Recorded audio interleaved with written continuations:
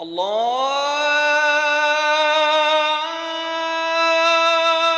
أكبر الله أكبر الله أكبر الله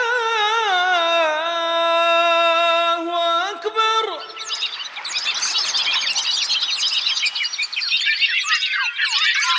أعوذ بالله من الشيطان الرجيم. يا أيها الذين آمنوا كتب عليكم الصيام كما كتب على الذين من قبلكم لعلكم تتقون. اے ایمان والو، تم پر روزے رکھنا فرض کیا گیا جس طرح تم سے پہلے لوگوں پر فرض کیے گئے تھے تاکہ تم تقوی اختیار کرو. أياما معدودات فمن كان منكم مريضا أو على سفر فعدة من أيام أخر وعلى الذين يطيقونه فدية طعام مسكين فمن تطوع خيرا فهو خير له وَأَن تَصُومُوا خَيْرٌ لَكُمْ إِن كُنتُمْ تَعْلَمُونَ. گنتی کے چند ہی دن ہیں، لیکن تم میں سے جو شخص بیمار ہو یا سفر میں ہو تو وہ اور دنوں میں گنتی کو پورا کرے، اور اس کی طاقت رکھنے والے فدیے میں ایک مسکین کو کھانا دیں.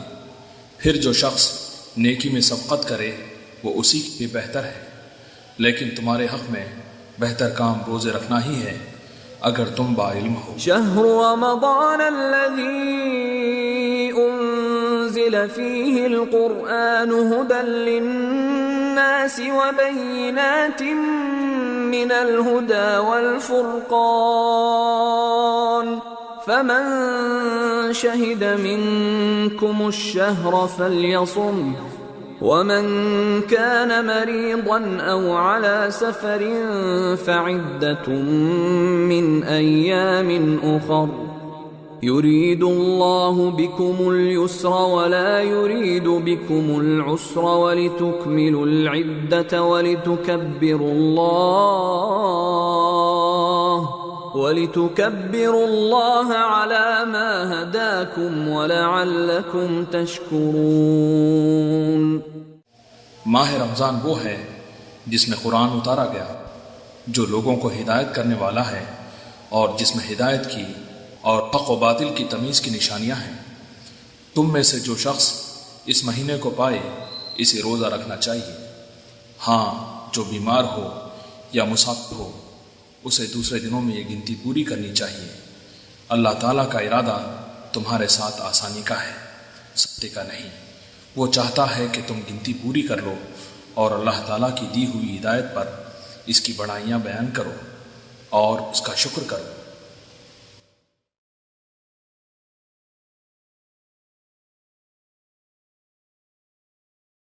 الحمد لله رب العالمين الرحمن الرحيم مالك يوم الدين ونشهد أن لا إله إلا الله ونشهد أن سيدنا ومولانا محمدا عبده ورسوله أرسله إلى الناس كافة بشيرا ونذيرا. أما بعد فإن خير الحديث كتاب الله وخير الهدي هدي محمد صلى الله عليه وسلم وشر الأمور محدثاتها وكل محدثة بدعة وكل بدعة ضلالة وكل ضلالة في النار. أعوذ بالله السميع العليم من الشيطان الرجيم. بسم الله الرحمن الرحيم. شهر رمضان الذي أنزل فيه القرآن هدى للناس وبينات من الهدى والفرقان فمن شهد منكم الشهر فليصم ومن كان مريضا أو على سفر فعدة من أيام أخر يريد الله بكم اليسر ولا يريد بكم العسر وَلِتُكْمِلُوا الْعِدَّةَ وَلِتُكَبِّرُوا اللَّهَ عَلَى مَا هَدَاكُمْ وَلَعَلَّكُمْ تَشْكُرُونَ. سبحانك لا علم لنا إلا ما علمتنا إنك أنت العليم الحكيم رب اشرح لي صدري ويسر لي أمري واحلل عقدة من لساني يفقهوا قولي واحلل عقدة من لساني يفقهوا قولي. عزیز ساتھیوں اور دینی بھائیوں،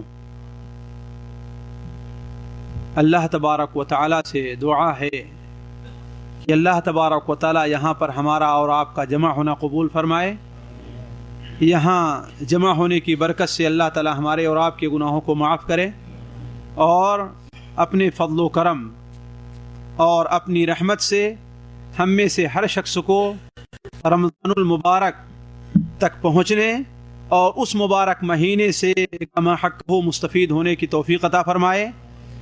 کتنے ہی ایسے ہمارے بھائی ہیں جو پچھلے سال ہمارے ساتھ رمضان میں شریک رہے ہیں، ہمارے ساتھ عید میں شریک رہے ہیں، ہمارے ساتھ روزہ رکھتے رہے، ہمارے ساتھ تراویح پڑھتے رہے ہیں، لیکن آج ان کا ذکر صرف لوگوں کی زبانوں پر رہ گیا ہے، یا یہ کہ کتنے ایسے لوگ ہیں جو آج بھلا بھی دیے گئے ہوں گے. اللہ بہتر جانتا ہے کہ انہوں نے اپنے آگے کے لیے کیا کچھ بھیجا تھا اور اللہ تبارک و تعالیٰ ان کے ساتھ کیا معاملہ کر رہا ہے. ہم تو صرف یہ دعا کر سکتے ہیں کہ اللہ تبارک و تعالیٰ ان کی آگے کی منزل آسان فرمائے، اللہ تعالیٰ ان کی قبر کو نور سے بھر دے. اگر ان کی بعض کوتاہیوں کی بنیاد پر اللہ تبارک و تعالیٰ نے انہیں کسی گرفت میں رکھا ہے تو اللہ تعالیٰ انہیں آزاد کرے. اس دعائیہ کلمات کے بعد آپ سے چند باتیں مجھے رمضان المبارک کی آمد اور اس کے استقبال سے متعلق رکھنی ہے. دیکھیے، رمضان المبارک ان مبارک مہینوں میں ہے جسے اللہ تبارک و تعالیٰ نے ایک نرالی شان عطا فرمائی ہے. بلکہ یہ کہا جا سکتا ہے کہ رمضان المبارک کا مہینہ سال بھر کے تمام مہینوں میں سب سے زیادہ افضل اور سب سے زیادہ بہتر ہے. اس کی افضلیت کے لیے یہی کافی ہے کہ اللہ تبارک و تعالی نے اس مبارک مہینے میں قرآن مجید جیسی عظیم کتاب نازل فرمائی. اور صرف قرآن مجید ہی نہیں بلکہ مسند احمد کی ایک روایت سے پتہ چلتا ہے کہ اللہ تبارک و تعالی نے آسمان سے جتنی کتابیں اور جتنے صحیفے نازل فرمائے ہیں وہ سارے کے سارے رمضان المبارک ہی میں تھے. چنانچہ اللہ کے رسول صلی اللہ علیہ وسلم کا فرمان مسند احمد وغیرہ میں ہے کہ اللہ تبارک و تعالی نے صحف ابراہیم کو ابتدائی رمضان میں نازل فرمایا، موسیٰ علیہ السلام کے اوپر تورات کو 6 رمضان اور حضرت عیسیٰ علیہ السلام پر انجیل کو 13 رمضان المبارک اور قرآن مجید کو 14 رمضان المبارک کے بعد جو رات آتی ہے اس میں نازل فرمایا. خود اللہ تبارک و تعالی ارشاد فرماتا ہے کہ شہر رمضان الذی انزل فیہ القرآن، رمضان المبارک کا مقدس مہینہ وہ مہینہ ہے جس مبارک مہینے میں اللہ تبارک و تعالی نے قرآن مجید کو نازل فرمایا ہے. یہ رمضان المبارک کا مہینہ بابرکت اور افضل ہونے کے لیے اس کے یہی کافی ہے کہ اگر کوئی بندہ اس مبارک مہینے کا صحیح طور پر اس کا استغلال، اس کا استعمال اور اس سے مستفید ہوتا ہے تو اللہ تبارک و تعالی اس کے تمام گناہوں کو معاف فرماتا ہے. چنانچہ اللہ کے رسول صلی اللہ علیہ وسلم کا فرمان مسلم شریف وغیرہ میں حضرت ابو ہریرہ رضی اللہ تعالیٰ عنہ سے مروی ہے کہ آپ صلی اللہ علیہ وسلم نے ارشاد فرمایا الصلوات الخمس والجمعة إلى الجمعة ورمضان إلى رمضان مكفرات لما بينهن إذا اجتنبت الكبائر. 5 وقتہ نمازیں اور جمعہ ایک جمعہ دوسرے جمعہ تک اور رمضان المبارک کا مہینہ دوسرے رمضان المبارک تک کے مہینوں کے درمیان دونوں سال کے درمیان ہونے والے تمام گناہوں کا کفارہ ہے، بشرطے کی بندہ اللہ تبارک و تعالیٰ کے بیان کیے ہوئے اور رسول اللہ صلی اللہ علیہ وسلم کے فرمائے ہوئے بڑے بڑے گناہوں سے بچتا رہے۔ اسی طریقے سے رمضان المبارک کی فضیلت کے لیے یہی اتنا کافی ہے کہ اللہ تبارک و تعالیٰ نے اس مبارک مہینے میں جب پہلی رات اس مبارک مہینے کی ہوتی ہے، رمضان کا چاند دکھائی دیتا ہے، تو اللہ تبارک و تعالی ہمارے اور آپ کے اوپر رحم کرتے ہوئے سرکش شیطانوں کو جکڑ دیتا ہے۔ اللہ تعالی جنت کے دروازوں کو کھول دیتا ہے اور جہنم کے دروازوں کو بند کر دیتا ہے، وہ اس لیے تاکہ بندے نیکیوں کی طرف رغبت کریں اور گناہوں سے دور رہنا چاہیں۔ یہ وہ فضیلت ہے کہ اللہ تبارک و تعالیٰ نے سال کے کسی دوسرے دن اور سال کے کسی دوسرے مہینے کو عطا نہیں فرمائی ہے۔ اسی طریقے سے اللہ تبارک و تعالیٰ نے ایک اور نعمت رکھی ہے اس مبارک مہینے میں جو ہمارے اور آپ کے لیے خصوصی طور پر بڑی مفید ہے۔ ہمارے اور آپ کے لیے خصوصی طور پر بڑی مفید ہے کہ اللہ تبارک و تعالی اس مبارک مہینے کے دنوں میں روزانہ ہر مومن بندے کی کوئی نہ کوئی دعا ضرور قبول فرماتا ہے۔ فرق یہ ہے کہ ہم اور آپ اس کا استغلال کریں، ہم اور آپ اس کا اہتمام کریں، ہم اور آپ کوشش کریں کہ وہ کون سے کام ہیں جو ہماری دعاؤں کے درمیان آڑے آتے ہیں اور مانے آتے ہیں، اس سے بچتے رہیں اور پرہیز کریں، اور یقین مانیں کہ اگر ہم اور آپ دعا کرتے ہیں تو 24 گھنٹے میں رمضان المبارک کے کم سے کم ہماری اور آپ کی ایک دعا ضرور قبول کی جائے گی۔ اسی طریقے سے ایک مہینے کی ایک فضیلت اللہ تبارک و تعالیٰ نے اس مہینے کی ایک فضیلت اللہ تبارک و تعالیٰ نے یہ بھی رکھی ہے کہ اس مہینے کے اندر ایک ایسی رات ہے جو 1000 راتوں سے بہتر ہے۔ ایک رات کی عبادت 1000 رات کی عبادت سے بہتر ہے۔ وہ کون سی رات ہے؟ لیلۃ القدر ہے۔ انا انزلناہ فی لیلۃ القدر وما ادراک ما لیلۃ القدر لیلۃ القدر خیر من 1000 شہر۔ 1000 مہینے کی راتوں سے بہتر ہے۔ 1000 راتوں سے نہیں بلکہ 1000 مہینے کی، خیر من 1000 شہر، 1000 مہینے کی راتوں سے بہتر ہے۔ اسی طریقے سے اس مہینے کی فضیلت بیان کرتے ہوئے ایک فضیلت اللہ کے رسول صلی اللہ علیہ وسلم نے یہ بھی بیان فرمائی۔ ایک صحابی عمرو ابن مرہ ہیں، ان کی حدیث صحیح ابن خزیمہ وغیرہ کے اندر ہے کہ ایک صحابی اللہ کے رسول صلی اللہ علیہ وسلم کی خدمت میں آتے ہیں اور کہتے ہیں اے اللہ کے رسول صلی اللہ علیہ وسلم، یہ بتائیے اگر میں آپ پر ایمان لے آؤں، نمازیں پڑھوں، زکوٰۃ دوں، روزہ رکھوں تو میں کن لوگوں میں ہوں؟ اور ظاہر بات یہ وہ چیز ہے جس کا مطالبہ ہر مسلمان سے ہے، جس کا مطالبہ ہر مسلمان سے، صرف ایک سے نہیں ہے، ہر مسلمان سے مطالبہ ہے کہ وہ اللہ کے رسول صلی اللہ علیہ وسلم پر ایمان لے آئے۔ آپ جو دعوت لے کر کے آئے ہیں، لا الہ الا اللہ محمد الرسول اللہ، اس کا اقرار کرے، اس کے مطابق عمل کرے، نماز پڑھے، زکوٰۃ دے، روزہ رکھے، ہے کہ نہیں اس کا مطالبہ ہر مسلمان سے؟ تو اس صحابی نے سوال کیا اے اللہ کے رسول صلی اللہ علیہ وسلم، اگر میں ایسا کر لوں تو میرا کن لوگوں میں شمار ہوگا، مجھے کیا مقام ملنے والا ہے؟ تو آپ صلی اللہ علیہ وسلم نے ارشاد فرمایا تب تو تیرا شمار صدیقین اور شہداء میں ہوگا۔ تب تو تیرا شمار کن لوگوں میں ہوگا؟ صدیقین اور شہداء میں ہوگا۔ اور کیا خوش نصیب ہے وہ انسان جس کا شمار صدیقین اور شہداء میں ہو جائے۔ لیکن یہ بات واضح رہے کہ اسلام تمنا کرنے کا نام نہیں ہے، اسلام خواہشات کا نام نہیں ہے، اسلام ٹونا اور ٹٹکے کا نام نہیں ہے، اسلام جھاڑ پھونک کا نام نہیں ہے، اسلام عمل کا نام ہے، عملی میدان میں قدم بڑھانے کا نام ہے۔ جو انسان عمل کے اندر جتنا آگے ہے، جو انسان اپنے عمل میں جتنا آگے ہوگا، اللہ تبارک و تعالی اسے اتنا ہی مقام عطا فرمائیں گے۔ اور ظاہر بات ہے عمل کی بنیاد کس چیز پر ہے؟ ایمان پر ہے۔ ایمان پہلے درست ہونا چاہیے، ایمان کے بعد جو انسان جتنا عمل کرے گا، خود اللہ کے رسول صلی اللہ علیہ وسلم کا جو عمل تھا، واللہ اگر کوئی انسان مقابلہ کرنا چاہے نہیں مقابلہ کر سکتا، آپ صلی اللہ علیہ وسلم کا عمل نماز میں، آپ صلی اللہ علیہ وسلم کا عمل روزے میں، آپ صلی اللہ علیہ وسلم کا عمل صدقہ اور خیرات کرنے میں، آپ صلی اللہ علیہ وسلم کا عمل جہاد کے اندر، آپ صلی اللہ علیہ وسلم کا عمل لوگوں سے اخلاق ساتھ پیش آنے میں، آپ صلی اللہ علیہ وسلم کا عمل اپنے ازواج مطہرات اور اپنے اہل و عیال کے ساتھ پیش آنے میں، یہ جو عمل تھا وہ تمام لوگوں میں بہتر اور تمام لوگوں میں افضل تھا، تمام لوگوں میں بہتر اور تمام لوگوں میں افضل تھا۔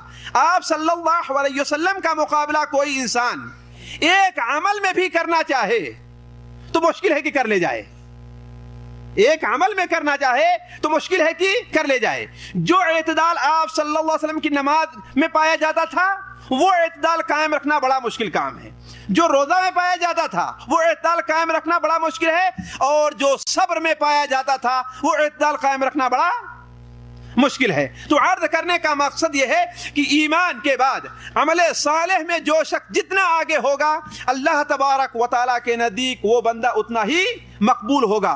اب اصل موضوع ہمارا اور آپ کا آتا ہے، تو پھر ہم اور آپ اس رمضان المبارک کا استقبال، اس رمضان المبارک کی آمد کس طریقے سے قبول کریں، اور ہم اور آپ اسے کس طریقے سے مرحبا اور خوش آمدید کہیں؟ کیا جس طریقے سے ہمارے اور آپ کے پچھلے رمضانات گزر گئے ہیں کہ جو ہمارا عمل رمضان سے پہلے رہتا تھا وہی رمضان میں بھی اور وہی رمضان کے بعد، جو انسان فلمیں دیکھتا تھا وہ رمضان سے پہلے بھی فلمیں دیکھتا تھا اور رمضان کے بعد بھی فلمیں دیکھ رہا ہے، جو انسان جھوٹ بولتا تھا وہ رمضان سے پہلے بھی جھوٹ بولتا تھا، رمضان کے بعد بھی جھوٹ بول رہا ہے، جو انسان اپنے کام کے اندر چوری کرتا تھا وہ رمضان سے پہلے بھی چوری کر رہا ہے، رمضان کے بعد بھی چوری کرتا ہے۔ تو کیا فائدہ ہوا اس کا؟ کیا اس کا کوئی فائدہ ہوا رمضان کے آنے سے؟ نہیں، بلکہ تو اللہ تبارک و تعالی ہم میں سے ہر شخص کو محفوظ رکھے۔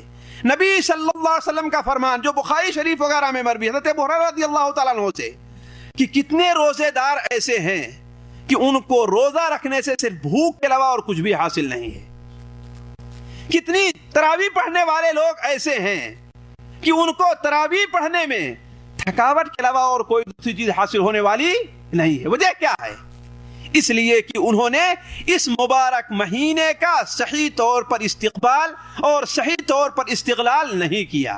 اس رمضان المبارک کے مہینے میں ان کا کیا عمل ہونا چاہیے، ان کا کیا کردار ہونا چاہیے، اس مبارک مہینے کا کیا احترام ہونا چاہیے، انہوں نے اس چیز کو ملحوظ نہیں رکھا۔ ذرا سوچیں، سلف صالحین امام ابن رجب رحمہ اللہ اپنی کتاب لطائف المعارف کے اندر نقل کرتے ہیں کہ تابعین اور ان کے بعد بلکہ صحابہ میں سے بات کا ذکر کیا، ان کا معاملہ یہ تھا کہ 6 مہینے تک وہ لوگ رمضان کی آمد کا انتظار کیا کرتے تھے اور اللہ تعالیٰ سے دعا کرتے تھے کہ اے اللہ تعالیٰ ہمیں رمضان المبارک تک پہنچا دے، اور رمضان المبارک کے گزرنے کے بعد 6 مہینے تک یہ دعا کرتے تھے کہ اے اللہ تبارک و تعالی میرا روزہ، میری تراویح اور میرا صدقہ اور خیرات قبول فرما دے۔ اور ایک نہیں، دو نہیں، متعدد تابعین کا انہوں نے ذکر فرمایا ہے کہ جب شعبان کا مہینہ آ جایا کرتا تھا تو وہ لوگ اپنی دکان کو بند کر دیا کرتے تھے، اور آج شعبان اور رمضان میں ہماری تجارت خوب چلا کرتی ہے۔ رمضان المبارک کی آمد پر لوگ 2 حصوں میں بڑھ جایا کرتے ہیں، کچھ لوگوں کو تکلیف ہوتی ہے اور کچھ لوگ اس پر خوش ہوتے ہیں۔ تکلیف ہونے والے کون سے لوگ ہیں؟ جن کو اللہ تبارک و تعالیٰ نے جن کے اوپر مہربانی کی ہے، رحم کیا ہے، ہمارے جیسے لوگ جن کی نوکری صرف آرام سے آفس میں بیٹھنے کی ہے کہ نہیں؟ میز کے اوپر چائے مل جایا کرتی، صبح پہنچے، دوپہر تک ڈیوٹی دیے اور اپنا گھر پہ چلے آئے۔ ظاہر بات اب ان کو بھوکا رہنا پڑے گا تو تکلیف تو ہوتی ہے ان کو، اس لیے رمضان المبارک کی آمد پر وہ لوگ خوش نہیں ہوتے۔ اور دوستو اور عزیزو، آپ سے عرض کر دوں کہ رمضان المبارک کی آمد پر خوش نہ ہونا یہ بڑا خطرناک مسئلہ ہے۔ یہ بات صرف ایسی نہیں کہ آئی اور چلی گئی، بلکہ اگر رمضان المبارک پر ناخوش کوئی انسان اس لیے ہو رہا ہے کہ یہ کام تو ہمارے اوپر بڑا مشکل پڑ رہا ہے، کاش کہ رمضان المبارک کا مہینہ نہ آتا. تو یہ چیز اس کے ایمان کے لیے خطرہ ہے،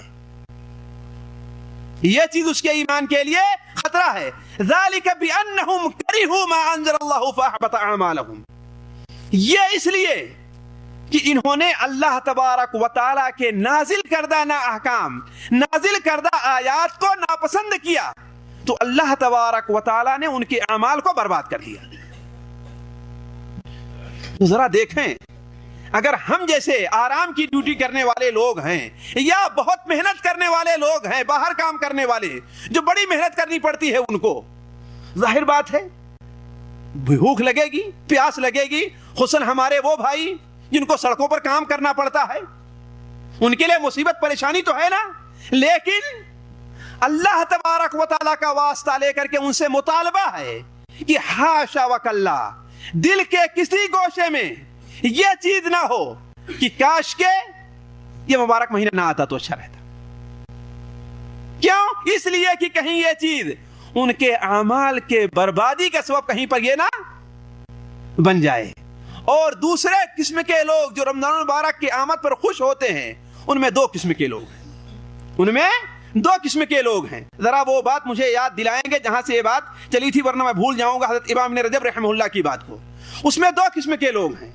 ایک لوگ تو وہ ہیں جو اس لیے خوش ہوتے ہیں کہ ان کی تجارت چلے گی، یا عام دنوں میں انہیں 7 گھنٹہ ڈیوٹی دینا پڑتا تھا تو رمضان المبارک میں صرف 5 گھنٹے کی ڈیوٹی رہے گی، جو آفیشل ورک والے لوگ ہیں. تو یہ لوگ بھی پہلی قسم کے لوگوں سے زیادہ کوئی مختلف نہیں ہے، یہ لوگ بھی پہلی قسم کے لوگوں سے زیادہ کوئی مختلف نہیں ہے.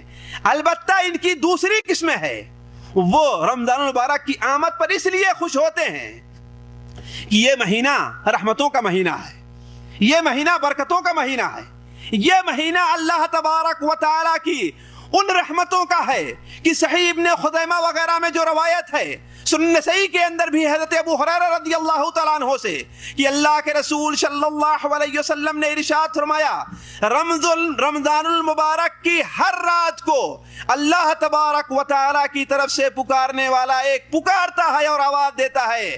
کیا آواز دیتا ہے؟ یا باغی الخیر اقبل و یا باغی الشر اقصر، اے بھلائی چاہنے والے آگے بڑھ، اور اے برائی کرنے والے رک جا برائی کرنے سے. وذالک کل لیلہ، ہر رات اللہ کی طرف سے آواز دینے والا آواز دیتا ہے. تو بعض لوگ جو خوش ہوتے ہیں، ان کے خوش ہونے کا مقصد یہ ہوتا ہے، اور اس نیت سے جو آدمی خوش ہو تو وہ آدمی اللہ تعالیٰ کے نزدیک کتنا ہی بہتر اور کتنا ہی محبوب ہے. اللہ تعالیٰ سے دعا ہے کہ یہاں پر جتنے لوگ موجود ہیں، باقی تمام مسلمانوں کو اللہ تبارک و تعالی رمضان المبارک کی آمد پر جو خوش ہونے کی توفیق عطا فرمائے، وہ اسی نیت سے ہو کہ اس سال بھر ہم سے گناہ ہوتے رہے. یہ ایک مبارک مہینہ آ گیا ہے جس مبارک مہینے میں اللہ تعالیٰ کتنے لوگوں کو جہنم کی آگ سے آزاد کرتا ہے. جیسا کہ صحیح ابن خزیمہ وغیرہ میں روایت ہے، میں اس طرف نہیں جانا چاہتا. وَلِلَّهِ عُتَقَاءُ مِنَ النَّارِ، اللہ تبارک و تعالی جہنم سے کتنے لوگوں کو آزاد کرتا ہے.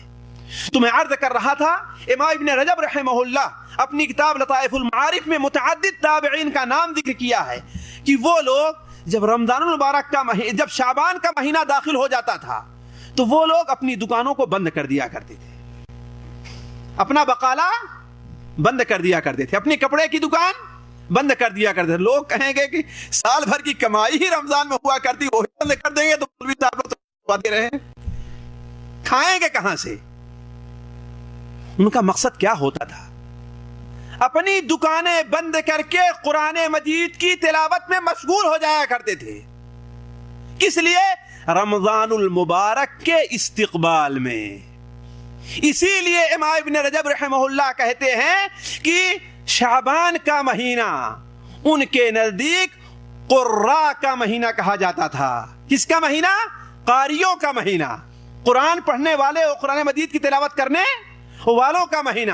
تو عرض کرنے کا مقصد یہ ہے کہ یہ مبارک مہینہ بڑا اہم ہے. اس کی آمد پر ہمیں اور آپ کو خوش ہونا چاہیے، اور اس کی آمد پر چند چیزوں کا لحاظ ہمیں اور آپ کو کر لینا چاہیے. ان میں سے تفصیل نہ رکھ کر کے، اس لیے کہ اس وقت میری صحت تفصیل کی طرف جانے سے مانے ہے، میں اس میں سے چند چیزوں کا ذکر آپ کے سامنے کرتا ہوں، اور اس امید رکھتا ہوں کہ آپ لوگ اس کی طرف توجہ دیں گے، اور اللہ تبارک و تعالیٰ سے دعا ہے کہ اللہ تعالیٰ ہمیں پہلے اور میرے ساتھ ساتھ آپ تمام لوگوں کو ان باتوں پر عمل کرنے کی توفیق عطا فرمائے۔ دیکھیے، رمضان المبارک کا مہینہ توبہ اور استغفار کا مہینہ ہے۔ ہم میں کا کون سا شخص ہے جو گناہ کے اندر نہیں پڑتا؟ ہے کوئی شخص جو گناہ نہیں کرتا؟ اگر کوئی یہ کہتا ہے کہ ہم سے گناہ نہیں ہوتا تو وہ بڑا بیوقوف انسان ہے، بلکہ وہ جھوٹا ہے۔ جو کوئی یہ کہتا ہے کہ اس سے گناہ نہیں ہوتا تو اس کا مطلب ہے کہ اس نے دین کو اور اسلام کو سمجھا ہی نہیں، وہ کسی دوسری وادی کے اندر ٹہل رہا ہے۔ ہم میں سے ہر شخص سے گناہ ہوتا ہے، اور صرف چھوٹے چھوٹے گناہ نہیں بلکہ گناہ کبیرہ ہم سے اور آپ سے سرزد ہوتے ہیں۔ ہم سے اور آپ سے گناہ کبیرہ سرزد، اور بعد ایسے گناہ ہم سے اور آپ سے ہوتے ہیں کہ ہمارے اور آپ کی دن بھر کی 24 گھنٹے کی ساری نیکیاں، سارے نماز، سارے روزے، سارا صدقہ اور خیرات پر برباد کر دیتے ہیں۔ اگر ہم ہفتے بھر کی نیکیاں نہ کہیں، مہینے بھر کی اور زندگی بھر کی نیکیاں نہ کہیں، تو بعض گناہ ہم سے اور آپ سے 24 گھنٹے میں ایسے سرزد ہوتے ہیں جو ہماری اور آپ کی 24 گھنٹے کی نیکیاں تباہ اور برباد کر دیتے ہیں۔ لیکن مصیبت یہ ہے کہ ہمیں اور آپ کو اس کا احساس نہیں رہتا۔ وائے ناکامی متاع کارواں جاتا رہا، اور کارواں کے دل سے احساس زیاں جاتا رہا۔ اس کا احساس نہیں کہ ہم سے غلطی ہو رہی ہے، ہم سے کوتاہی ہو رہی ہے، ہم سے بھول چوک ہو رہی ہے۔ تو پہلی چیز جس کا ہمیں اور آپ کو اہتمام کرنا چاہیے وہ کس کا؟ توبہ اور استغفار کا۔ سچی توبہ اللہ تبارک و تعالیٰ سے ہو، سچے دل سے اللہ تبارک و تعالیٰ کی طرف رجوع کریں کہ اے اللہ تبارک و تعالیٰ، سال بھر ہم سے بڑی غلطیاں ہوئی ہیں، نمازوں بھی کوتاہیاں ہوئی ہیں، ہم نے غیبت بھی کی ہے، چغلی بھی کی ہے، ڈیوٹی کرنے میں وقت کے اندر ہم نے کمی بھی کی ہے، وقت کی چوری بھی ہم نے کی ہے۔ اگر ڈیوٹی ہمارے 7:30 بجے سے ہے تو ہم 8 بجے جاتے رہے ہیں، 8 گھنٹہ، آدھا گھنٹہ کہاں جائے گا؟ یہ ہمارے اور آپ کی اس کی تنخواہ لیتے ہیں کہ نہیں لیتے ہیں؟ دیکھیں، معمولی سی چیز ہے، اس کا کون اہتمام کرتا ہے؟ کوئی کرتا ہے اہتمام؟ اسی لیے دیکھیں، ہماری اور آپ کی یا لیبر پارٹی کی بعض کوتاہیوں کی وجہ سے اب لوگ پرسنٹیج پر کام کراتے ہیں اور ٹھیکہ دے کر کے کام کراتے ہیں۔ کیوں؟ اس لیے کہ پرسنٹیج پر کام کرنا ہے اور ٹھیکے پر کام کرنا، زیادہ محنت سے لوگ کام کرتے ہیں، اور اگر تنخواہ پر کرنا ہے تو اتنی محنت نہیں ہوا کرتی۔ ہم نے اچھے لوگوں کو دیکھا ہے کہ تنخواہ پر کام کر رہے ہیں، 10 بجے دکان بند ہو جائے گی، اور عید کے لیے 3 دن 4 دن کی چھٹی کرنی ہے، اور اگر اپنا کام ہے تو عید کے دن بھی دکان کھل جایا کرتی ہے۔ اپنا کام ہے تو عید کے دن بھی دکان کھول دیا کرتے ہیں، اور 10 بجے ابھی دیکھیں، ہو سکتا ہے کوئی گراہک آ جائے، ذرا 5 منٹ اور لیٹ کر دو، ارے 10 منٹ اور دیکھ لو، ہوتا ہے کوئی گراہک اور آ جائے۔ اور اگر تنخواہ پر ہیں تو اگر دیکھ رہے ہیں دور سے گراہک آ بھی رہا ہے اور 10 بجے فٹافٹ دکان بند کر دیں گے، ہوتا ہے کہ نہیں ہوتا ہے؟ میں اس بات طرف نہیں جاتا کہ اس کی حلت اور حرمت کا کیا معاملہ ہے، لیکن یہ چیز کم سے کم امانت داری کے خلاف ہے۔ تو عرض کرنے کا مقصد ہے کہ بہت سی چیزیں ہم سے اس سلسلے میں کوتاہیاں ہوا کرتی ہیں، تو ان تمام چیزوں کو اپنے ماضی کا ہم محاسبہ کریں، اپنے ماضی کا ہم حساب لگائیں، اور اللہ تبارک و تعالیٰ کے سامنے سچے دل سے متوجہ ہوں کہ اے میرے مالک، اے میرے پروردگار، اے گناہوں کو بخشنے والے، اے رحم کرنے والے، اس مبارک مہینے کی آمد سے پہلے اور اس مبارک مہینے کی برکت سے ہمارے تمام گناہوں کو معاف کر دے۔ کیوں؟ اس لیے کہ یہ مہینہ گناہوں کی سے توبہ مانگنے اور دعا کا مہینہ ہے۔ اسی لیے اللہ تبارک و تعالیٰ قرآن مجید میں جہاں پر روزے کے احکام بیان فرمائے ہیں، اور جو آیت ابھی ہم نے آپ کے سامنے تلاوت کی ہے، شہر رمضان الذی انزل فیہ القرآن، اس آیت کے فوراً بعد اللہ تعالیٰ ارشاد فرماتا ہے وَإِذَا سَأَلَكَ عِبَادِي عَنِّي فَإِنِّي قَرِيبٌ اجیب دعوت الداعی اذا دعانی فلیستجیبوا لی ولیؤمنوا بی لعلہم یرشدون۔ اے محمد صلی اللہ علیہ وسلم، زبان ہلائیے، درود پڑھنا بڑے ثواب کا کام ہے۔ ایک بار درود پڑھنے کا کتنا ثواب ملتا ہے؟ جی بس. چلیے 10 درجے دیکھیے, 10 درجات بلند کیے جاتے ہیں, 10 گناہ معاف کیے جاتے ہیں, 10 نیکیاں لکھی جاتی ہیں, اور ایک بار درود بھیجنے کے بدلے اللہ تعالیٰ آپ کے اوپر 10 بار نیکیاں آپ پر نازل فرما, آپ پر رحمتیں نازل فرماتا ہے.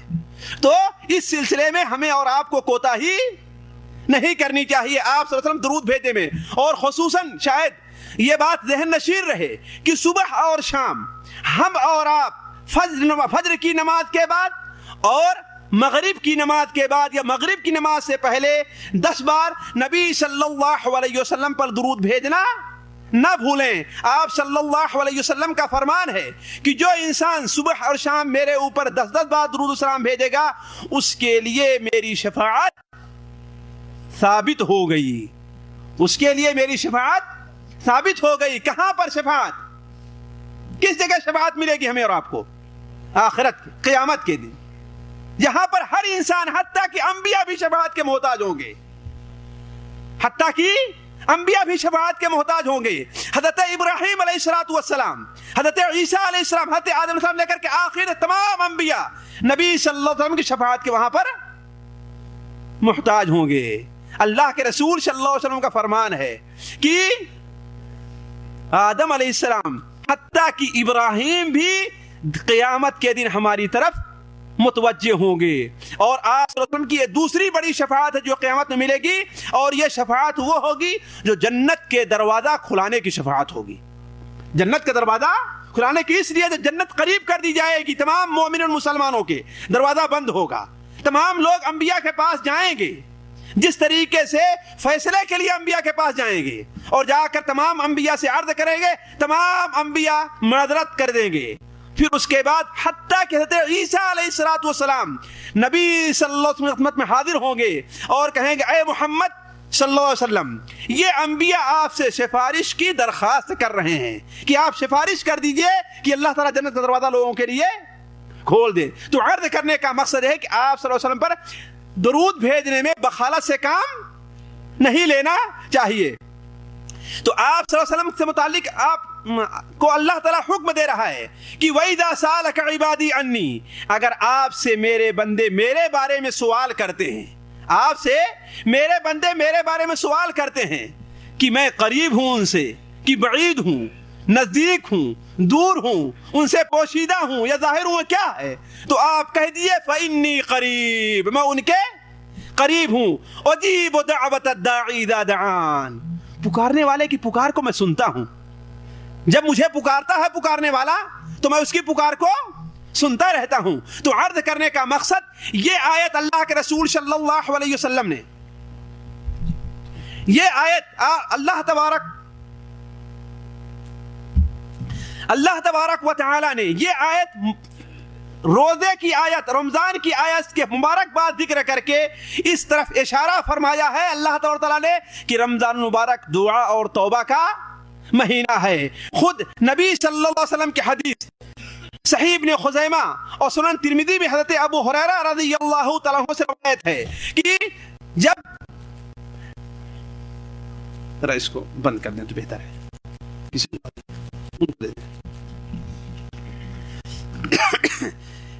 جب رمضان المبارک کی پہلی رات ہوا کرتی ہے, رمضان المبارک کی پہلی رات ہوتی ہے, تو اللہ تبارک و تعالی شیطانوں کو اور سرکش جنوں کو جکڑ دیتا ہے, اور اللہ تبارک و تعالی جنت کے دروازوں کو کھول دیتا ہے, کوئی دروازہ بند نہیں کیا جاتا, اور جہنم کے دروازوں کو بند کر دیتا ہے, کوئی دروازہ کھلا نہیں چھوڑتا.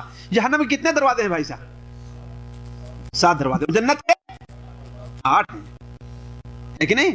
اس لیے میں کہہ رہا ہوں ذرا کوئی بھائی اگر نیند آ رہی ہو تو بیدار ہو جائیں. یہ سوال اس لیے کیا گیا ہے کہ اگر کسی کو نیند آ رہی ہے تو بیدار ہو جائیں. جنت کے کتنے دروازے ہیں؟ 8 دروازے ہیں, اور جہنم کے 7 دروازے ہیں. اچھا کوئی بھائی ہیں جو یہ بتا دیں کہ جنت کے دروازوں کا ذکر ہے کس حدیث میں ہے؟ بڑی مشہور حدیث ہے, مولوی لوگوں سے سوال نہیں ہے یہ, اور ہمارے اور آپ کے عمل کے لیے بہترین وہ حدیث ہے, اس لیے ہم نے خصوصی طور پر اس کا ذکر کیا ہے.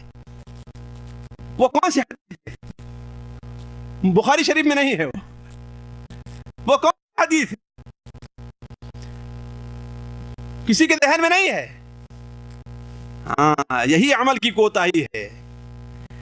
حضرت عقبہ ابن عامر رضی اللہ تعالیٰ عنہ کی روایت مسلم شریف کے اندر ہے کہ اللہ کے رسول صلی اللہ علیہ وسلم نے ارشاد ذرا غور سے سنیں گے اور آج کے بعد اس نیت سے اس پر عمل کرنے کی کوشش کریں۔ آپ صلی اللہ علیہ وسلم نے ارشاد فرمایا کہ جو بندہ وضو کرتا ہے اور اچھی طریقے سے وضو کرتا ہے، جو بندہ وضو کرتا ہے اور اچھی طریقے سے وضو کرتا ہے، یہ نہیں کہ جب دیکھے کہ جماعت کھڑی ہوگی فوراً دوڑے گئے اور اپنا ہاتھ دھلا، کلی ہاتھ ناک میں پانی ڈالا، کلی کیا اور وضو تیار ہو گیا۔ ہوتا کیا ہوتا ہے؟ مشکل سے آدھا سیکنڈ، آدھا منٹ بھی وضو کرنے میں نہیں لگتا۔ نہیں، آپ نے کیا فرمایا؟ وضو کرے اور اچھی طریقے سے وضو کرے، 3 بار ہاتھ کو دھولے، اپنے سر کا اچھی طریقے سے پورے سر کا مسح کرے، یہ نہیں کہ 2 بال اور پیشانی تک مسح کر کے چھوڑ دیا۔ اللہ کے رسول کی سنت کے سراسر خلاف ہے۔ کسی بھی حدیث کے اندر صرف پیشانی پر مسح کرنا نبی صلی اللہ علیہ وسلم سے ثابت نہیں ہے، نہیں ہے، نہیں ہے۔ آپ صلی اللہ علیہ وسلم نے جب مسح کیا ہے تو پورے سر کا مسح کیا ہے، اور آپ نے اگر پیشانی تو پیشانی کے ساتھ اپنے عمامے کے اوپر بھی آپ نے مسح کیا ہے۔ پیشانی کے ساتھ ساتھ آپ نے اپنے عمامے پر مسح کیا ہے، تو پورے سر کا مسح کیا جائے اور اطمینان سے وضو کیا جائے، اطمینان سے وضو کیا جائے، ہر ہاتھ ہر عضو کو رگڑ کر کے دھولا جائے، اپنے انگلیوں کا خلال کیا جائے۔ بہت بعض ہمارے بھائی جن کے پاؤں کی انگلیاں بڑی چمٹی ہوئی ہوا کرتی ہے، ایک دوسرے سے ملی ہوتی ہے، وہ جلدی سے وضو کرتے ہیں، خصوصاً خشکی کے زمانے میں بہت بڑا خطرہ رہتا ہے کہ ان کے ان بغل کے اندر ان شگافوں میں پانی نہیں پہنچا۔ اور حضرت عبداللہ ابن مسعود رضی اللہ عنہ کا فرمان ہے کہ اپنی انگلیوں کا پانی سے خلال کرو، ورنہ دن قیامت اللہ تعالیٰ آگ سے ان انگلیوں کا خلال کرے گا، ان انگلیوں کا خلال آگ سے فرمائے گا اللہ تبارک و تعالیٰ۔ تو جو انسان وضو کرے اور اچھے طریقے سے وضو کرے اور وضو سے فارغ ہونے کے بعد کہتا اشہد ان لا الہ الا اللہ واشہد ان محمدا عبدہ رسولہ، تو اس کے لیے جنت کے 8 دروازے کھول دیے جاتے ہیں۔ اب یاد ہے حدیث یاد ہے؟ ذرا سوچیں، صرف ہنسنے کی بات نہیں، ورا اللہ کی رحمت کے اوپر غور کریں آپ لوگ، اس رحیم کے اوپر، اس کریم کے اوپر، اس کی رحمت پر ذرا غور کریں کہ صرف چند منٹ کی بات ہے، 2 منٹ 3 منٹ کی بات ہے، اور اتنے میں آپ کے لیے جنت کے 8 دروازے کھول دیے جا رہے ہیں۔ کتنا رحیم ہے، کتنا کریم ہے وہ رب، کتنا دینا چاہتا ہے ہمیں اور آپ کو، لیکن ہم اور آپ کتنے بڑے بدبخت ہیں، اس سے بھاگ رہے ہیں، کتنے بدبخت ہیں، اس سے بھاگ رہے ہیں۔ تو اللہ تبارک و تعالیٰ جنت کے دروازوں کو کھول دیتا ہے، 8 دروازوں کو کھول دیتا ہے، کوئی دروازہ بند نہیں کرتا، اور جہنم کے دروازوں کو بند کر دیتا ہے، جو 7 دروازے ہیں جہنم کے۔ لہا 7 ابواب، لہا 7 ابواب لکل باب منہم جزء مقسوم، جہنم کے 7 دروازے ہیں اور ہر دروازے کا حصہ بٹا ہوا ہے۔ اللہ تبارک و تعالی ہمیں اور آپ کو ان میں سے کسی حصے میں بھی نہ کرے، ہمارا اور آپ کا شمار ان میں سے کسی حصے میں بھی نہ ہو۔ تو جنت کے دروازے کھول دیا تھے، کوئی دروازہ نہیں بند کیا جاتا، اور جہنم کے دروازے بند کر دیا تھے، کوئی دروازہ نہیں کھولا رکھا جاتا۔ اس کے بعد آپ نے کیا فرمایا کہ اللہ تبارک و تعالی کی طرف سے بہت سے لوگوں کو جہنم سے اس مہینے میں آزاد کیا جاتا ہے، بہت سے لوگوں کو، ان لوگوں کو جو جہنم سے پناہ طلب کرتے ہیں۔ ذرا سوچیں، ہم میں سے مجتہی لے کر کے کتنے بھائی یہاں پر موجود ہیں، پچھلے رمضان میں کتنی بار اللہ تبارک و تعالیٰ سے رو کر کے، گڑ گڑا کر کے، عاجزی کے ساتھ یہ دعا کی ہوگی کہ اے اللہ تعالیٰ مجھے جہنم سے آزاد کر دے۔ ہمارے خیال سے 2%، 3% کا بھی نسبت نہیں نکل پائے گی۔ یہ المیہ ہے ہمارا اور آپ کا کہ کتنے رمضان ہمارے اوپر سے گزر چکے، کتنے رمضان ہم نے پائے، کتنے رمضان ہم نے گزار دیے، لیکن کسی رمضان کو ہر رات کو اٹھ کر کے سحری سے پہلے یا جب تراویح کی نماز پڑھتے رہتے ہیں تو اس وقت صدق دل سے اللہ تبارک و تعالیٰ سے یہ دعا کی ہو. امام دعا کرتا ہے آمین آمین, سبھی لوگ کہتے جاتے ہیں امام. اور امام کی دعا کا حال یہ ہے کہ بسا اوقات اچھی طریقے سے مجھے یاد ہے کہ امام کہتا رہتا یا رب ہم فقیر ہیں, لوگ کہتے ہیں آمین. اے رب ہم تباہ ہیں, لوگ کہتے ہیں آمین. اے رب ہم برباد ہیں, کہتے ہیں آمین. اے رب ہم نالائق ہیں, لوگ کہتے ہیں آمین. وجہ کیا ہے؟ اس لیے کہ توجہ اس طرف نہیں ہے. اس طرف امام کی دعا کی طرف توجہ صرف آمین آمین آمین آمین کہنا آتا ہے اور کوئی چیز نہیں. تو عرض کرنے کا مقصد یہ ہے کہ دعا کریں صدق دل سے, اللہ تعالیٰ کے سامنے رو کر کے, گڑ گڑا کر کے, جہنم کے عذاب کو اپنے سامنے رکھ کر کے, جہنم کی نعمتوں کو اپنے سامنے رکھ کر کے. جنت کا دروازہ کھلا ہمیں دکھائی دے رہا ہے اور جہنم کا دروازہ بند دکھائی دے رہا ہے. اے اللہ تبارک و تعالیٰ, جہنم کے دروازہ ہم پر کبھی نہ کھولا جائے. اے اللہ تعالیٰ, جنت کا دروازہ ہم سے کبھی نہ بند کیا جائے. کتنے رمضان ایسے گزرے ہوں گے لیکن کتنے لوگوں نے اس طرف توجہ کی ہے, اور کتنے لوگوں نے یہ دعائیں کی ہے کہ اے اللہ تعالیٰ, اس رمضان المبارک میں جن لوگوں کو تو جہنم کی آگ سے آزاد کرتا ہے میرا بھی شمار انہی میں لوگوں میں ہو جائے. تو وَلِلَّهِ عُتَقَاءُ مِنَ النَّارِ. اس کے بعد آپ نے کیا فرمایا؟ اللہ تبارک و تعالیٰ کی طرف سے پکارنے والا پکارتا ہے یا باغی الخیر اقبل و یا باغی الشر اقصر. اے بھلائی کے چاہنے والے آگے بڑھ جا, دعا کر, تو مانگ تو دو اللہ تعالیٰ سے. اللہ تعالیٰ نے اپنے دونوں ہاتھ پھیلا دیے ہیں. اللہ کے رسول صلی اللہ علیہ وسلم کا فرمان ہے کہ اللہ تبارک و تعالیٰ کا دونوں ہاتھ پھیلا ہوا ہے اور دے رہا ہے پھیلا کر کے. رات اور دن کا خرچ کرنا اس کے مال میں کچھ کمی نہیں کرتا ہے. حضرت خضر علیہ السلام حضرت موسیٰ علیہ السلام کے ساتھ جب گئے تو ایک چڑیا نے آ کر کے سمندر کے اندر ایک چونچ مارا. بخاری شریف کے اندر روایت ہے کہ نہیں, اور پانی لے کر کے اڑی. حضرت خضر علیہ السلام نے حضرت موسیٰ علیہ السلام سے فرمایا کہ اس چڑیے نے سمندر سے کتنا کچھ لے لیا ہے. کہا کہ جتنا سمندر سے اس چڑیے کا نے پانی لیا ہے اور جتنا پانی سمندر سے کم ہوا ہے, ہمارا اور تمہارا علم اللہ تعالیٰ کے علم کے مقابلے میں بس یہی اتنی, بلکہ اتنی بھی حیثیت نہیں رکھتا ہے. اور حضرت ابو ذر رضی اللہ عنہ کی روایت ہے کہ اللہ تبارک و تعالی اگر دنیا کے تمام لوگوں کو دینے پر آ جائے, تمام لوگوں کو دینے پر آ جائے اور ہر ایک کو اس کی خواہش کے مطابق دے, پھر بھی اللہ تبارک و تعالی کی ملکیت سے ذرہ برابر کمی واقع نہیں ہوگی. واللہ کتنے بدبخت ہیں ہمارے وہ بھائی جو اللہ تبارک و تعالی کے اس کلمے کو پڑھتے ہیں لا الہ الا اللہ, اور لیکن پھر مانگنے جاتے ہیں یا علی مدد کر, یا غوث اعظم بکڑی بنا دے. واللہ کتنی بھول کے اندر ہیں وہ, کتنے بھٹکے ہوئے ہمارے وہ بھائی. وہ اللہ جس کے پاس اتنا کچھ موجود ہے اور سب سے ہلکے درجے کا جنتی جو ہوگا اللہ تعالیٰ اسے کتنا دے گا, کتنا دے گا سب سے ہلکے درجے کے جنتی کو؟ اس دنیا کا 10 گنا دے گا. کتنا؟ سب سے ہلکے درجے کا جنتی ہوگا جائے کہ سب سے اونچے درجے کا جنتی اللہ کے رسول صلی اللہ علیہ وسلم انہیں کتنا ملتا ہوگا. ظاہر بات آپ سے اونچا مقام کسی کو جنت میں ملنے والا نہیں ہے. اور چے جائے کہ صدیقین ہیں, شہداء ہیں, ان لوگوں کو کیا مقام ملنے والا ہے.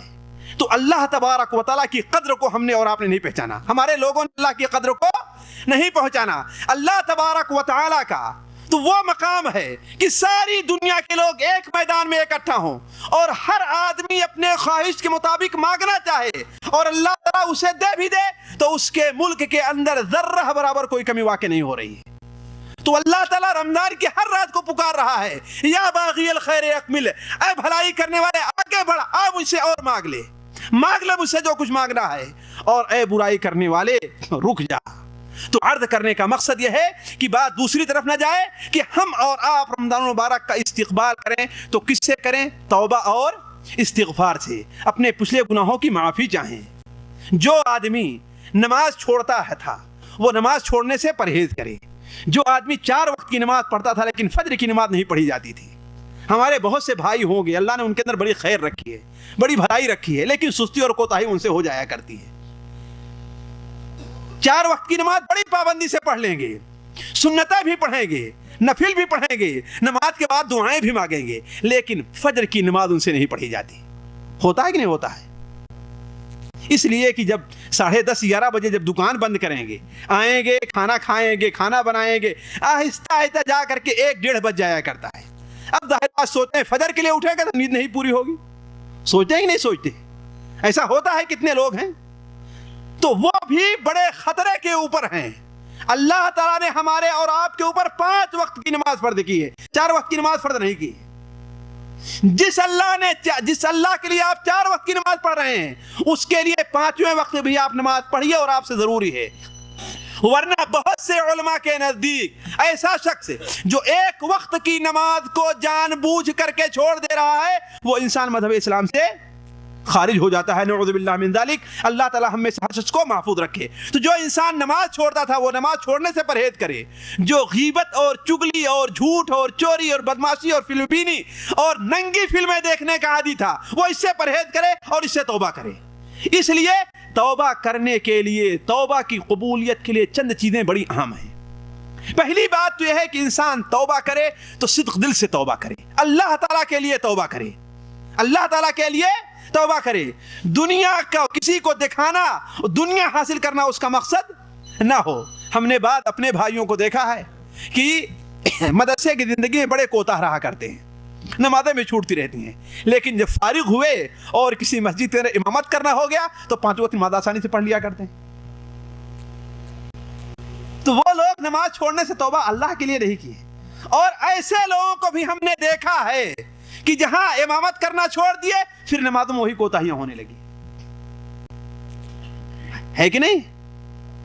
تو اس کا مطلب یہ ہے کہ اس شخص نے نماز کے چھوڑنے سے یا نماز کی پابندی اللہ تعالیٰ کے لیے نہیں کی تھی، بلکہ دنیاوی مقصد کے لیے کی تھی۔ ایسا نہیں ہونا چاہیے، بلکہ جو توبہ کی جائے تو صرف اللہ تبارک و تعالیٰ کے لیے کی جائے۔ دوسری شرط یہ ہے کہ انسان جب توبہ کرے تو جس گناہ سے توبہ کر رہا ہے، یہ دل کے اندر پختہ یقین اور ارادہ ہونا چاہیے کہ اب دوبارہ انشاءاللہ ہمیں گناہ نہیں کریں گے۔ لیکن اگر دوبارہ گناہ ہو جاتا ہے تو اللہ تعالیٰ اسے معاف کر دے گا، لیکن جس وقت گناہ سے توبہ کر رہا ہے اس کے دل میں یہ عزم مصمم ہونا چاہیے کہ وہ انسان دوبارہ گناہ کی طرف واپس نہیں جائے گا۔ اور تیسری چیز یہ ہے جس گناہ سے توبہ کر رہا ہے وہ گناہ فوراً چھوڑ دے۔ یہ نہیں کہ گناہ کرتا بھی ہے اور کرائے کہ اللہ تعالیٰ مجھے اس سے نجات دے دے۔ جس طریقے سے بعض ہمارے بھائی ہیں، ان سے کو اگر کہو کہ بھائی تم یہ کام کرتے ہو بڑا غلط کام ہے، تو کہتے ہیں دعا کیجئے، کہتے ہیں نا کہ دعا کیجئے کہ اللہ ہمیں، نماز نہیں پڑھتے، ارے دعا کیجئے کہ اللہ ہم، پھر میں دیکھتے رہتے ہیں دعا کیجئے کہ میری عادت چھوٹ جائے۔ ارے اللہ کے بندے پہلے چھوڑ دے اللہ تعالیٰ کے لیے، پھر دعا کر اللہ تعالیٰ سے، دیکھ اللہ تیری دعا قبول کرتا ہے نہیں قبول کرتا، ہے کہ نہیں؟ تو دعا کر، تیرے مومن بندے، تیری مومن بھائی، تیرے مومن بھائی تیرے لیے دعا کریں، تیرے مسلمان بھائی تیرے لیے دعا کریں، اللہ تعالیٰ ضرور بھی ضرور تیری دعا، ان کی دعاؤں کو قبول کرے گا۔ اور ایک اور چیز ہے، توبہ کے شرائط بیان کرتے وقت عام لوگ اس چیز کو بھول جاتے ہیں، لیکن اس کا ہمیشہ مد نظر رکھنا چاہیے کہ جس جگہ انسان سے گناہ ہوا کرتا تھا، جس کمرے میں جن ساتھیوں کے ساتھ وہ ایک گناہ کا کام کرتا تھا، ان ساتھیوں کا ساتھ فوراً چھوڑ دینا چاہیے، اس کمرے کو فوراً چھوڑ دینا چاہیے، اس جگہ کو فوراً چھوڑ دینا چاہیے، اگر ہو سکے تو وہ شہر چھوڑ کر کے ہٹ جانا چاہیے۔ یہ بڑی اہم چیز ہے توبہ کے باقی رکھنے میں۔ ورنہ مثال کے طور پر ایک شخص ہے، چند ساتھیوں کے ساتھ بیٹھ کر کے فلمیں دیکھتا تھا، تو فلم دیکھنے سے توبہ بھی کر رہا ہے اور ساتھیوں کے ساتھ بھی نہیں چھوڑ رہا ہے، کل پھر اسے لے کر کے جائیں گے، اور ایسا ہوتا ہے۔ بعض لوگوں نے سگریٹ پینے سے توبہ کیا، لیکن انہی کے ساتھ اٹھتے اور بیٹھتے رہے، انہی کے ساتھ وہ لوگ اٹھتے اور بیٹھتے رہے، نتیجہ یہ ہے کہ مہینہ 2 مہینہ 6 مہینہ کے بعد پھر سگریٹ پینے لگے۔ تو عرض کرنے کا مقصد یہ ہے کہ جس گناہ سے انسان توبہ کر رہا ہے، جس جگہ اس سے وہ گناہ ہوتا تھا، اس جگہ کو، ان چیزوں کو اپنے سے فوراً دور کر دینا چاہیے۔ جس کی دلیل کیا ہے؟ وہ صحیح حدیث ہے جس نے 99 لوگوں کو قتل کیا تھا، یاد آئی بات نا؟ 99 لوگوں کو قتل کیا تھا، تو ایک جاہل مولوی کے پاس جاتا ہے جو ہم جیسے مولوی بنا رہا ہوگا لیکن اسے علم نہیں رہا ہوگا. اس سے کہتا ہے کہ بھلا بتاؤ ہم نے اتنے گناہ کیے ہیں, ہم سے اتنی غلطیاں ہوئی ہیں, اللہ تعالیٰ ہماری دعا بھی ہمارے گناہوں کو معاف کرے گا؟ تو مولوی صاحب کہتے ہیں بھلا بتاؤ, کیا کہتے ہیں ورنہ 30 چوہے کھا کر کے بلی چلی حج کرنے کو, اتنے لوگوں کو قتل کر کے اب تم توبہ کرنے آئے ہو. اس نے سوچا اب جہنم میں تو جانا ہی ہے, لاؤ سو پورا کر دیا. تو مولوی صاحب کا بھی کام تمام کر دیا.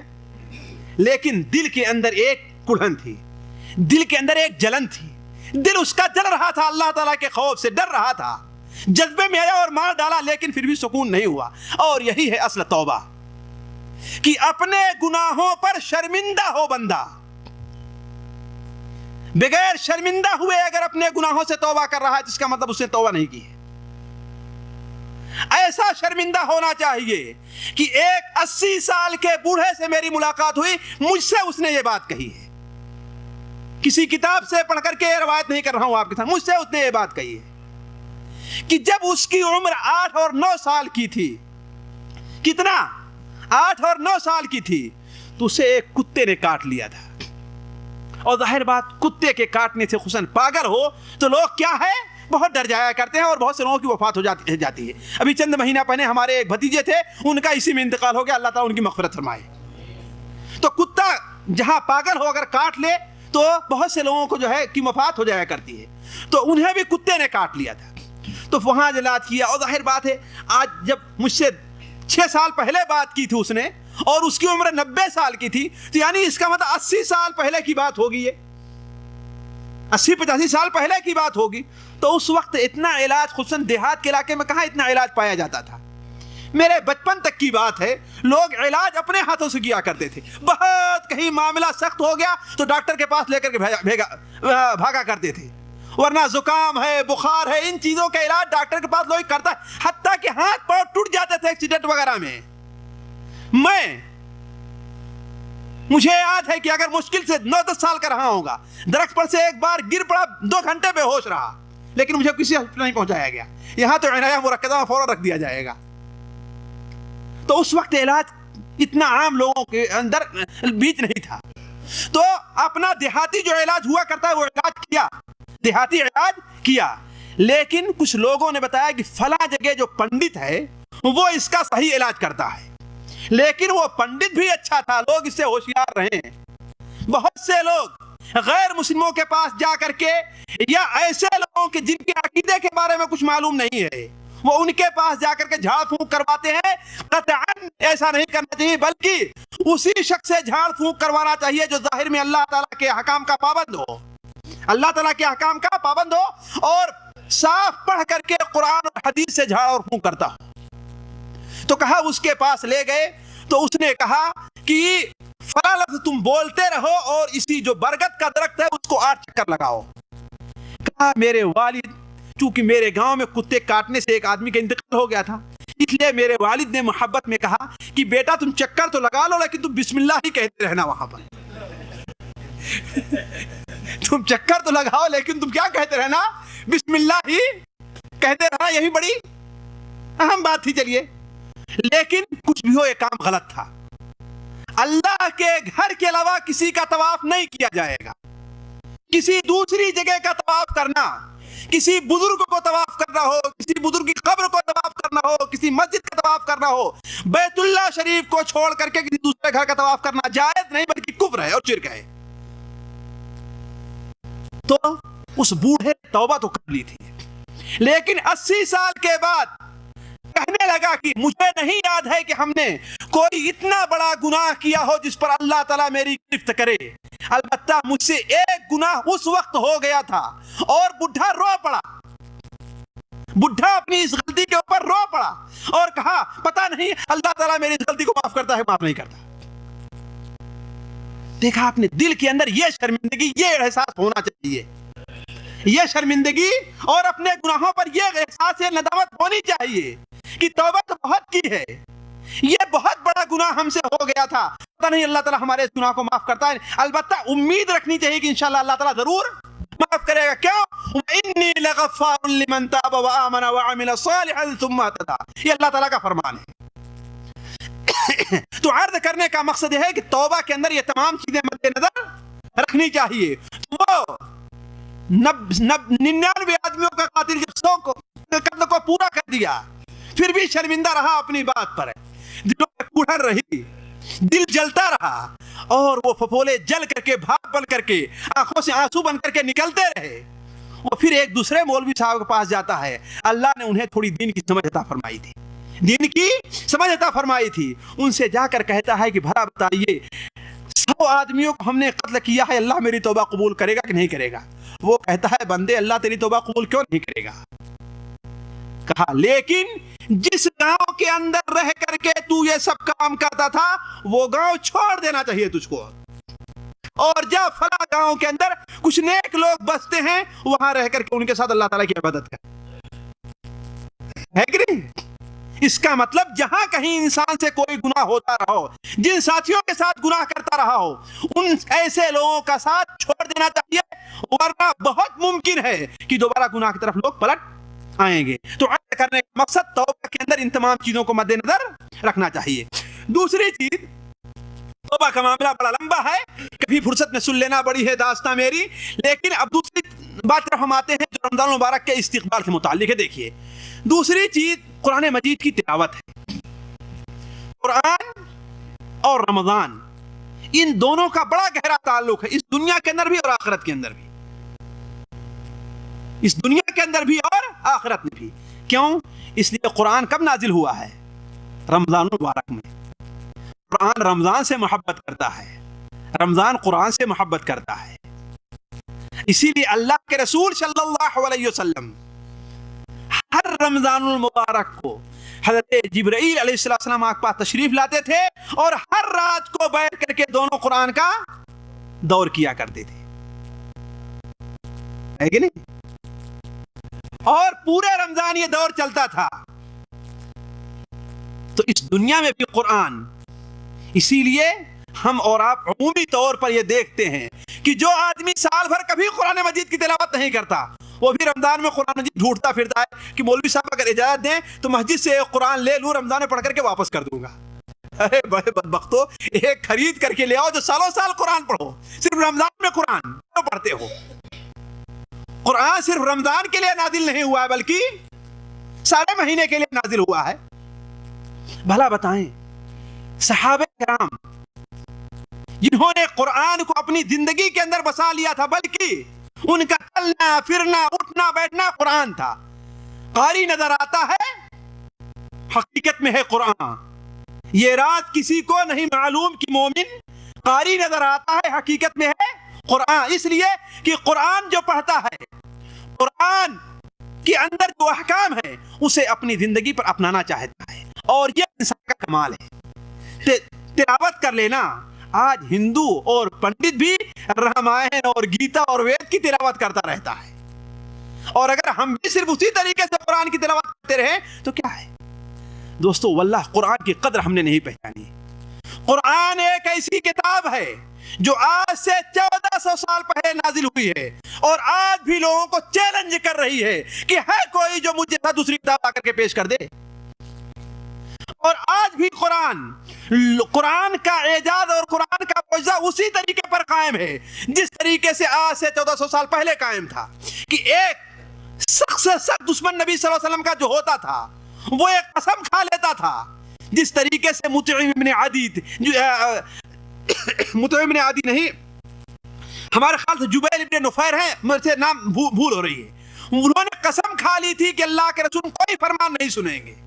لیکن ایک بار حرم شریف میں داخل ہوئے, اپنے کانوں کے اندر روئی رکھے ہوئے تھے, ٹھوس لیا تھا تاکہ ان کی بات سنائی نہ دے, لیکن اللہ تعالیٰ کو منظور تھا. آپ صلی اللہ علیہ وسلم مقام ابراہیم کے پاس خانہ کعبہ میں کھڑے ہو کر کے سورہ اقتربت الساعۃ وانشق القمر والطور وکتاب مسطور کی تلاوت کر رہے تھے, والطور وکتاب مسطور کی تلاوت کر رہے تھے. اور آپ صلی اللہ علیہ وسلم جب اس آیت پر پہنچتے ہیں کہ دوسرا رکوع کہاں سے شروع ہوتا ہے شیخ, کس آیت سے؟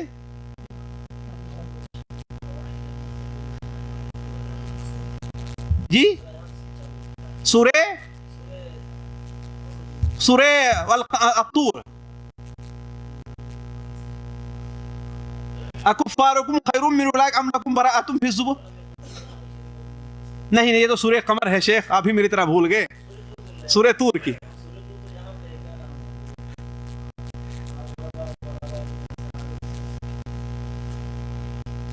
इन्ना कुन्ना मिन क़ब्लि इन्नहु हुवल बर्रुर रहीम फदक्किर फमा अंत बिनिअमति रब्बिका बिकाहिन वला मजनून अम यक़ूलून शाइरुन नतरब्बसु बिही रैबल मनून। जब इस आयत पर पहुंचे आप सल्लल्लाहु अलैहि वसल्लम कह रहे थे, क्या ये लोग कहते हैं कि शायर है ये, जिसकी मौत का इंतजार कर रहे हैं ये लोग, ये जादूगर है, ये क्या है? चुनांचे जब कुरान की खड़खड़ाती हुई ये आवाज उनके कान पहुंचती है तो निकाल करके फेंक देते हैं और फौरन इस्लाम कबूल कर लिया। और जिस तरीके से ये कुरान उस वक्त मौजज़ा था, आज भी ये कुरान जो कुरान को समझना चाहता है उसके लिए मौजज़ा बन रहा है। अभी चंद महीना पहले की बात है, बात दूसरी तरफ चली जा रही है, लेकिन चूंकि इबादत है इसके अंदर और हमारे और आपके लिए एक दावत है कि हम और आप भी कुरान को ऐसे ही पढ़ना शुरू करें। वरना आज कुरान इंसान पढ़ने लगे तो इस उम्मत मुस्लिमा के अंदर जितना शिर्क व बिदात घुस आया है सारा का सारा निकल जाएगा। चुनांचे एक अमेरिकन औरत ने इस्लाम कबूल किया, एक अमेरिकन औरत ने इस्लाम कबूल किया, तो कुरान मजीद का तर्जुमे का, कुरान के तर्जुमे का इंग्लिश में अपने घर के अंदर ले जाकर के रख लिया। लेकिन शौहर जो है अभी अपने कुफ्र के ऊपर अड़ा रहा। और वहां जानते हैं कि शौहर और बीवी का जो ताल्लुक है हमारे हिंदुस्तान, पाकिस्तान और मशरिक का नहीं है। चलो तुम खुद खाओ कमाओ, हम खुद खाए कमा रहे हैं, तुम अपनी जिंदगी में आजाद हो, अपनी जिंदगी में आजाद हैं। चुनांचे वो कहता है कि मेरी बीवी ने इस्लाम कबूल किया तो हमने उस पर कोई तवज्जो नहीं दी, ठीक है चलो तुम अपने मज़हब पर रहो, अपने मज़हब पर रहेंगे। लेकिन कहा कि एक दिन मैं अपने काम से वापस आया तो पता नहीं मुझे अजीब सी झुरझुराहट थी। मैं घर में गया, देखता हूं कि बीवी वहां पर मौजूद नहीं है। मैं बागीचे में गया तो क्या देखता हूं कि बीवी वहां पर कुछ बर्तन लेकर के कुछ काम कर रही है। और मेरा दिल चाहता था कि आज मैं इससे लड़ाई और झगड़ा करूं अपनी बीवी से। इसलिए कि इंसान के ऊपर कोई बुखार रहता है तो उसको उतारना चाहे, चाहे जिसके ऊपर उतारना चाहे, चाहे जिसके ऊपर उतर जाए। चुनांचे कहा उसका बर्तन को उधर फेंका, एक चीज उधर फेंकी और सारे चीज को हमने उधर उठा के फेंक दिया। मैं चाहता हूं कि वो कुछ बोले, लेकिन अपनी आदत के मुताबिक आज बिल्कुल खामोश बैठी हुई है, आज बिल्कुल कुछ भी नहीं। उठी, अपने बर्तन को ला करके फिर अपना काम करने लगी। कहा और मैं झुंझला गया कि आखिर मेरी बात को कोई जवाब क्यों नहीं देती, मैं गाली भी देता लेकिन कुछ नहीं बोल रही। कहा मैं अपने गुस्से में आकर के अपने कमरे में थोड़ी देर के लिए बैठ गया और जब मेरी नजर पड़ी जहां पर उसने कुरान ला के रखा था तो हमने कहा उठा करके इसको ही फेंक देता हूं, मैं उठा करके इसको ही फेंक देता हूं। लेकिन अल्लाह तबारक व तआला जिसको हिदायत देना चाहता है दुनिया की कोई ताकत उसे गुमराह नहीं कर सकती। अल्लाह ताला समुंदर में चलते लोगों को भी हिदायत दे देता है। मेरे सामने बहुत से ऐसे सच्चे वाकयात हैं, मैं वाकया तरफ नहीं जाना चाहता कि अल्लाह ताला किस तरह लोगों को हिदायत देता है। चुनांचे कहा कि आखिर मैं देखूं इसमें है क्या।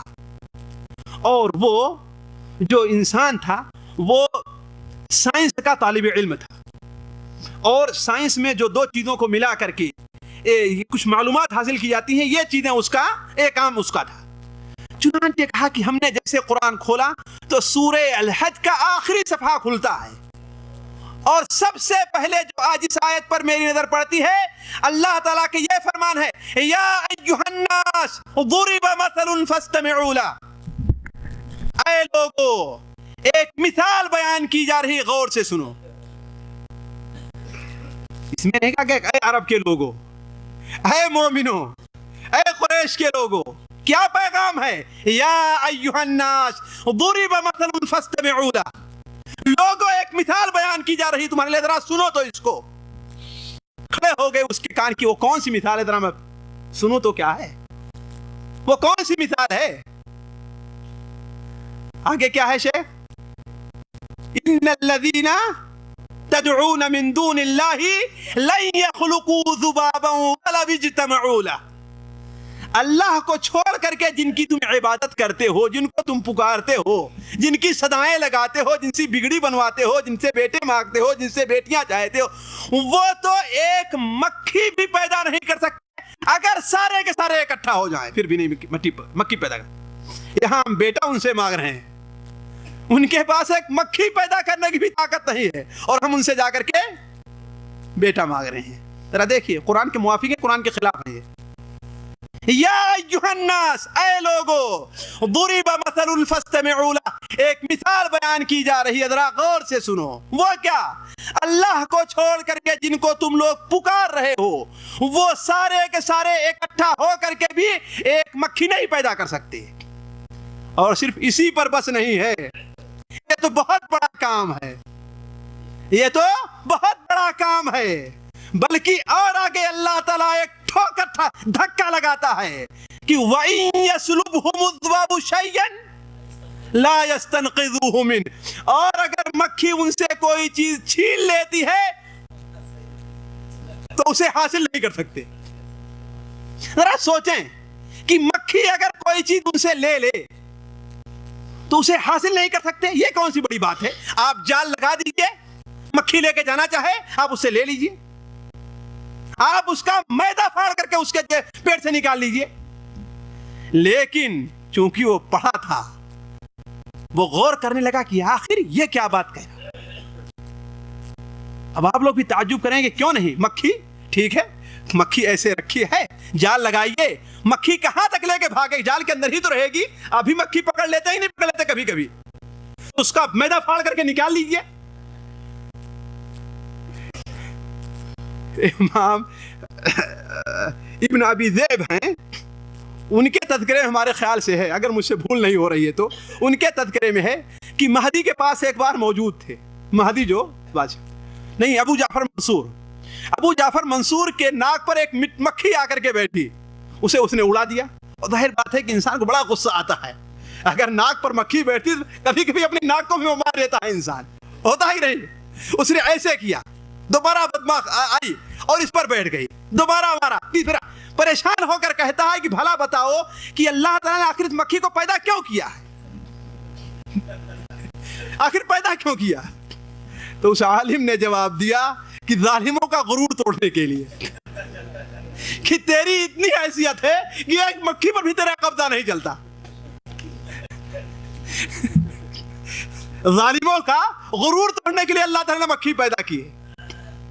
تو وہ شخص کہنے لگا کہ آخر مکھی سے حاصل کون نہیں کیا جا سکتا، لیکن بات کیا ہے آپ لوگ سن لیجئے، مکھی کے پیٹ میں معدہ نہیں ہے، جس طریقے سے دوسرے جانوروں کا ایک معدہ ہوا کرتا ہے جس میں کھانا جاتا ہے بعد میں ہضم ہوتا ہے، مکھی کو معدہ نہیں ہے، بغیر معدے کے اللہ تعالیٰ نے اسے پیدا کیا۔ جب بھی کسی شکر کے ایک دانے پر جیسے بیٹھتی ہے، وہ جیسے اپنے منہ سے لگاتی ہے فوراً پانی ہو جایا کرتا ہے۔ اس وقت اس کی سمجھ میں یہ بات آ گئی کہ اگر مکھی تم سے کوئی چیز چھین لے تو سارے لوگ اکٹھا ہو کر کے بھی اس کو حاصل نہیں کر سکتے۔ اسی پر اس نے اسلام قبول کر لیا، اسی بات پر اس نے اسلام قبول کر لیا۔ تو عرض کر رہا تھا، وہ قرآن جو آج سے 1400 سال پہلے معجزہ تھا، وہ آج بھی معجزہ ہے اور قیامت تک معجزہ رہے گا، اور قیامت تک اس کا اعلان ہے کہ اگر ساری دنیا کے جنات اور انسان بھی اکٹھا ہو کر کے اس کتاب جیسی کوئی چیز پیدا کرنا چاہے بنا چاہے نہیں بنا سکتے ہیں۔ لیکن یہ کتاب ہے، ہم نے اسے کتنا بھلا دیا ہے۔ تو عرض کر رہا تھا کہ قرآن رمضان کے ساتھ اس کا بڑا گہرا تعلق ہے۔ قرآن مجید رمضان میں نازل ہوا ہے اور رمضان میں خصوصی طور پر پڑھا جاتا ہے، سارے سال پڑھا جاتا ہے، لیکن رمضان میں خصوصی طور پر پڑھا جاتا ہے۔ اور خود نبی صلی اللہ علیہ وسلم رمضان میں خصوصی طور پر اس کا دور کیا کرتے تھے، اور آخرت میں بھی ان دونوں کا تعلق ایک رہے گا۔ اللہ کے رسول صلی اللہ علیہ وسلم کا فرمان ہے کہ الصیام والقرآن یشفعان للعبد یوم القیامہ، روزہ اور قرآن دن قیامت میں بندے کی اللہ تعالیٰ کے حضور سفارش کریں گے۔ قرآن کیا کہے گا؟ ذرا سوچیں کہ ہم میں سے اس پر کسی نے عمل کیا ہے کہ نہیں عمل کیا ہے آج تک، اور نہیں عمل کیا ہے تو یہ حدیث ہمارے اور آپ ہی کے عمل کرنے کے لیے، دوسرے کے لیے نہیں ہے۔ قرآن کہے گا، اے اللہ ہم نے اس بندے کو رات میں سونے سے روکے رکھا ہے، رات میں جاگ کر کے میری تلاوت کیا کرتا تھا۔ کتنے ہمارے بھائی ہیں جو اس کا اہتمام کرتے ہیں، 10 آیت پڑھ لیتے ہیں، 8 آیت پڑھ لیتے ہیں، سونے جانے سے پہلے کچھ بھی نہیں، تو استنجا سے فارغ ہوں، حمام جائیں، وضو کریں، वजू करके 2 रकात नमाज पढ़ ले। 2 रकात नमाज में 2 आयत 4 आयत 6 आयत कुछ तो पढ़ेंगे ही नहीं पढ़ेंगे। और उसके बाद अगर याद नहीं है तो सूरह अलिफ लाम मीम सजदा और सूरह मुल्क की तिलावत कर लें, जैसा कि नबी सल्लल्लाहु अलैहि वसल्लम का दस्तूर रहा है। कोई मुश्किल है? कितनी देर लगेगी? लेकिन कितने भाई इसके ऊपर अमल कर पाते हैं? यही मेरा पैगाम है आप लोगों को कि जरा आए इस तरफ, ये रमजान मुबारक आ रहा है। क्या तमाम दूसरे सालों के तरीके से इसका इस्तिकबाल हो कि आए खाए और पिए और चला गया, या किसका कुछ एहतमाम करें? तो कुरान और रोजे बंदे की शफाअत करेंगे अल्लाह तबारक व तआला के नजदीक। कुरान कहेगा, ए अल्लाह ताला, हमने इस बंदे को रात में सोने से रोके रखा है, नींद को कुर्बान करके तिलावत करता था। और रोजा क्या कहेगा, ए अल्लाह ताला, दिन में हमने इसे प्यासा रखा है, दिन में हमने इसे प्यासा रखा है, इसलिए हमारी सिफारिश कबूल फरमा। और अल्लाह के रसूल सल्लल्लाहु अलैहि वसल्लम का फरमान है कि आपका फरमान गलत नहीं हो सकता। अब आज सादिकुल मसदूक हैं आप सल्लल्लाहु अलैहि वसल्लम। आप फरमाते हैं फयुशफ़अन, इन दोनों की सिफारिश अल्लाह ताला कबूल भी करेगा, इन दोनों की सिफारिश अल्लाह ताला कबूल भी करेगा। तो अर्ज करने का मकसद यह है कि हम और आप रमजान मुबारक का इस्तिकबाल इस तरीके से करें। शेख कितना मकतूब तो नहीं हो गया, खत्म हो रहा है वक्त? हाँ, इसी तरीके से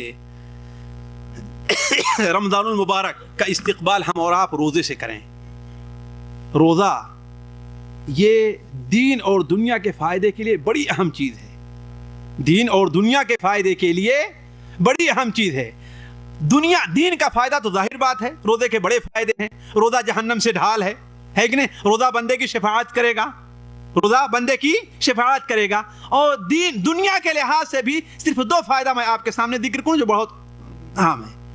पहला फायदा तो है कि देखिए, मुझे एक डॉक्टर मेरे पास पाकिस्तान के आए आज से 1.5 साल पहले, डॉक्टर राशिद रवंधा, आमतौर पर लोग जानते होंगे, लाहौर में हार्ट स्पेशलिस्ट बड़े अहम डॉक्टर हैं, और ये हर साल अमेरिका जाया करते हैं। उन बड़े बड़े डॉक्टरों के जो एक कॉन्फ्रेंस होती है उसके अंदर वो शरीक होते हैं।